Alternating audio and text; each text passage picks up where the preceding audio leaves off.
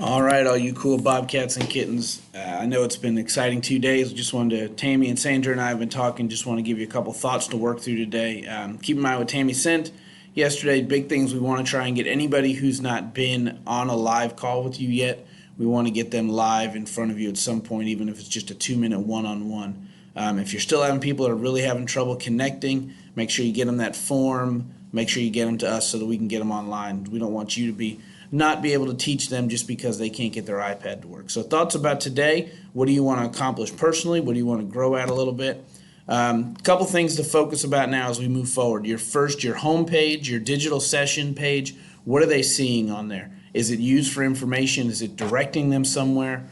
Couple things here, and I'll include this PowerPoint in the email, but so just think about what are they seeing when they come in. When they first come in, if they don't see your face, do they know what to do, especially as we have kids having trouble logging in?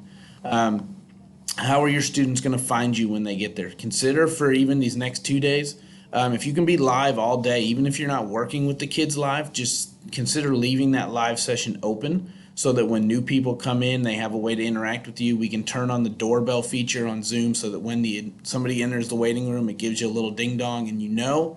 It's just a way, and that way if they have questions, they can get back to you. Just something I would consider. You can share timers on your screen if you're sharing. You don't always have to have your camera. You can just share something. I saw some teachers putting timers up so the kids knew when to come back.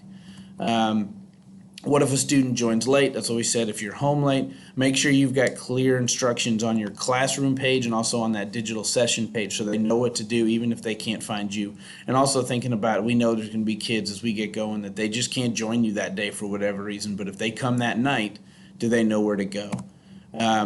Tomorrow, we start specials, right? So you got to start thinking, how are you going to get them there, especially the younger grades, but even the older grades, because now we've got to change classrooms. It's real easy on the student side. They just go to classrooms and click there, and then they come back. I know already saw somebody getting ready to create a screencast of how to do it so they can share that with their kids. But you can also, we can talk about how you can show a student's page to them, share it, and show them how they'd get there. Unfortunately, our teacher page looks a little different. So just consider that. Make sure you work that in. You don't want to be 5 minutes before they go to music class, and now you've got to figure out how to get them there. And then even scarier, they got to get back to you. So make sure they need to do that. I know Courtney and Amy and Bruce and Lily will help them with that, but make sure they have that understood. CTLS parent, I know we've been doing lots of ways to keep in touch, and right now the big thing is just making sure we're contacting people. But today would be a good day to start using it, start trying to use it. Make a post for your class if you haven't already, just a generic, hey, love these first 2 days, you got questions, go here. You can put the link for the form in there for if they need technical help. You can also use the messaging tool if you need to reach out to individual parents or if you just want to make a little note about, hey, I really enjoyed seeing your child or whatever. It's just get more comfortable using it so it becomes natural. The more the parents are forced to use it, the more that they'll get used to it being the norm. Couple tips we've seen. One of the things I love, first grade showed me this, and I know a lot of other people are doing it.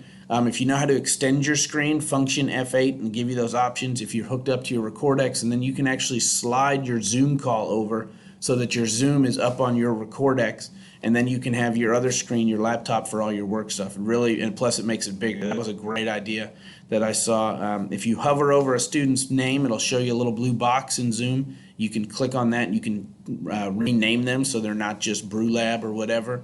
Don't forget that mute all button at the bottom of the participants page. If you open up the participants list, which I would recommend doing too, so you see that waiting room at all times, you can use that.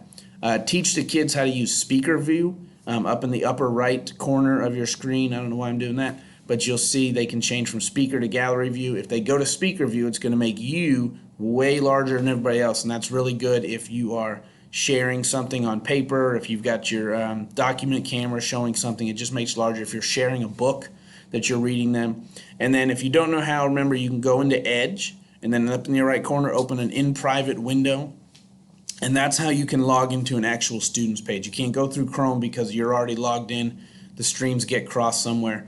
But if you go that way, and if you don't know how, please just holler at a friend or let me know, or Sandra or Tammy, and we'll show you, because then you can actually just log in as one of your students and see what they're seeing, and you can also use that as your demonstration. But so that's it. Remember, Tammy and Sandra and I are here to help with everything. You guys are leaning on each other, doing amazing things. Tammy and Sandra were excited to finally be able to get out of some device stuff. They have been working hard. They've given up, along with everybody else, over 500 devices so far, and we've already got 8 people lined up this morning. So it's been great. We want to get everybody connected this week. I know you're working towards teaching and all that stuff, which is good. I know my own daughter's excited to get a little content going, but remember, it's a slow build. So just make sure we know everybody's name, we know what's going on in their situation at home, get a feel for what they're doing. But we're all here with one team, so whatever you need, let us know.